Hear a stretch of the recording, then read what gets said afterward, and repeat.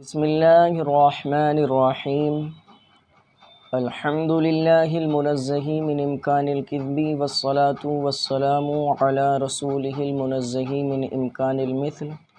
مصنف علیہ رحمہ یہاں سے بیان فرمائیں گے کہ قرض خواہوں کو میت کے چھوڑے ہوئے مال میں سے کس طرح سے دینا ہے۔ دیکھیے، اگر مرنے والے نے اتنا مال چھوڑا ہے کہ ہر قرض خواہ کو اس کا پورا قرضہ مل جا رہا ہے، تو اس صورت میں کوئی بھی عمل کرنے کی ضرورت نہیں ہے، بلکہ جس قرض خواہ کا جتنا قرضہ ہے اس کو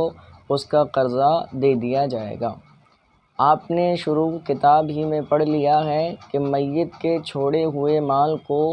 کس ترتیب پر استعمال کیا جائے گا۔ سب سے پہلے اس کی تجہیز و تکفین میں صرف کیا جائے گا،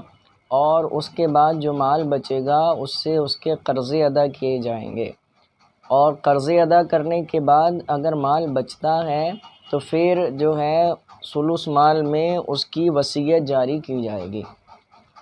اب یہاں معاملہ آتا ہے کہ میت نے اگر ایک قرض خواہ چھوڑا ہے اور مال اتنا ہے کہ اس کا قرضہ پورا ہو جائے یا پورا نہ ہو، تو دونوں صورتوں میں اسی کو دے دیا جائے گا۔ اور اگر مال جو ہے قرض خواہ زیادہ چھوڑے ہیں اور مال اتنا چھوڑا ہے کہ ہر قرض خواہ کو اس کا پورا قرضہ مل سکتا ہے، تب بھی ان کو پورا قرضہ دے دیا جائے گا۔ مسئلہ یہاں آتا ہے کہ میت نے جو مال چھوڑا ہے وہ کم ہے اور قرض خواہ ایک سے زیادہ ہیں،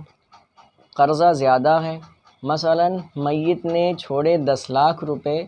اور جو قرض خواہ ہیں ان کے 15 لاکھ روپے ہیں، تو قرض خواہ 2 ہیں اور میت نے مال چھوڑا 10 لاکھ روپے۔ اب ان 10 لاکھ روپوں کو کس طرح سے ان 2 قرض خواہوں کے درمیان ہم تقسیم کریں گے۔ اگر مثلا مان لیجئے ایک قرض خواہ کے 10 لاکھ روپے ہیں، ایک قرض خواہ کے 5 لاکھ روپے ہیں، تو اگر وہ 10 لاکھ روپے ایک ہی کو دے دیے جائیں تو دوسرا محروم ہو جائے گا، یا ایسے ہی آدھے ایک کو دے دیے جائیں آدھے دوسرے کو دے دیا جائے تو بھی یہ درست نہیں ہے، درمیان میں اختلاف پیدا ہو جائے گا۔ تو شریعت نے ایسے موقع پر بھی قرض خواہوں کے درمیان میت کے چھوڑے ہوئے مال کو تقسیم کرنے کا راستہ دکھایا ہے اور بیان فرمایا ہے کس طرح سے قرض خواہوں کے درمیان اس مال کو تقسیم کیا جائے گا۔ مصنف علیہ رحمہ فرماتے ہیں،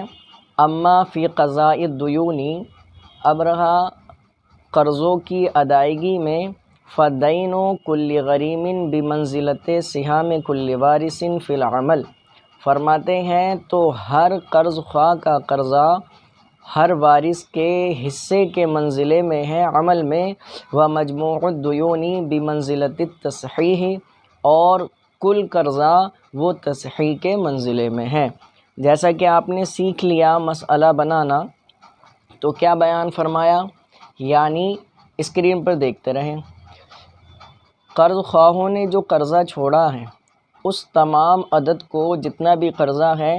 اس کو تصحیح کی جگہ رکھے۔ جیسا کہ آپ نے ماقبل میں دیکھا کہ اتنے سے مسئلہ بنایا، اتنے کی طرف اول ہو گیا یا اتنے سے تصحیح ہوئی، تو جس عدد سے مسئلہ بناتے ہیں یا جس عدد سے تصحیح کرتے ہیں اس کی جگہ قرضے کو رکھیں کہ قرضہ اس پر کتنا ہے،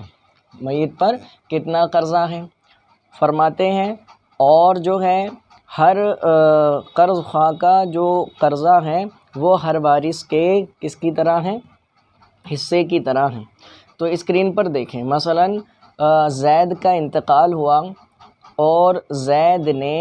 2 قرض خواہ چھوڑے، ایک بکر ہے جس کے 10 لاکھ روپے تھے زید پر، اور ایک عمر ہے اس کے 5 لاکھ روپے تھے، تو ٹوٹل جو ہے کل قیمت قرضے کی 15 لاکھ ہو گئے۔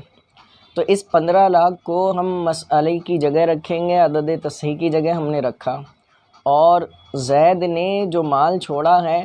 وہ ہے 9 لاکھ روپے۔ تو فرماتے ہیں جب زید نے جو مال چھوڑا وہ 9 لاکھ روپے ہے اور زید پر جو قرضہ ہے وہ 15 لاکھ روپے ہیں۔ اب اس صورت میں ہمیں کیا کرنا ہے؟ تو فرماتے ہیں جیسے ابھی ماقبل میں آپ نے تقسیم کیا، اولاً تو جو قرضہ ہے اور جو مال چھوڑا ہے ان دونوں عددوں کے درمیان ہم جو ہے وہ دیکھیں گے کہ کون سی نسبت ہے۔ ہم نے دیکھا 15 اور 9 کے درمیان توافق کی نسبت ہے، توافق بالثلث ہے۔ 3 ایسا عدد ہے جو 15 کو بھی تقسیم کرتا ہے اور 3 ایسا عدد ہے جو 9 کو بھی تقسیم کرتا ہے۔ ہم نے دونوں کا عدد وفق نکال لیا تو 15 کا عدد وفق 5 آیا کہ 3 15 کو 5 مرتبہ میں فنا کرتا ہے اور 9 کو 3 مرتبہ میں، دونوں کا ہم نے عدد وفق نکالا۔ اب جو ہے بکر کے 10 لاکھ روپے تھے، ہم نے 10 کو 3 میں ضرب دیا تو 30 ہو گیا،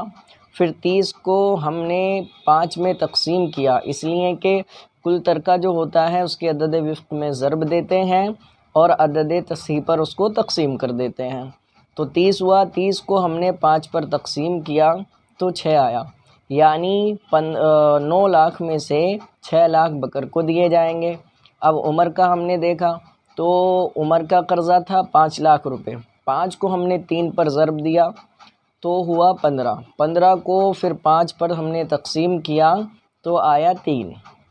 تو فرماتے ہیں ان 9 لاکھ روپے میں سے 3 لاکھ روپے عمر کو دے دیے جائیں گے۔ یہ میت کے مال کو تب جب کہ قرض خواہوں کا قرضہ پورا ادا نہ ہوتا ہو اور قرض خواہ زیادہ ہوں، تو یہ طریقہ ہے تقسیم کرنے کا کہ تاکہ کسی کی دل آزاری بھی نہ ہو، کسی کو کم یا زیادہ نہ پہنچے اور درمیان میں اختلاف پیدا نہ ہو۔ اگر کوئی بات سمجھ میں نہ آئے تو آپ حضرات کمنٹ کر کے اس کو پوچھ سکتے ہیں۔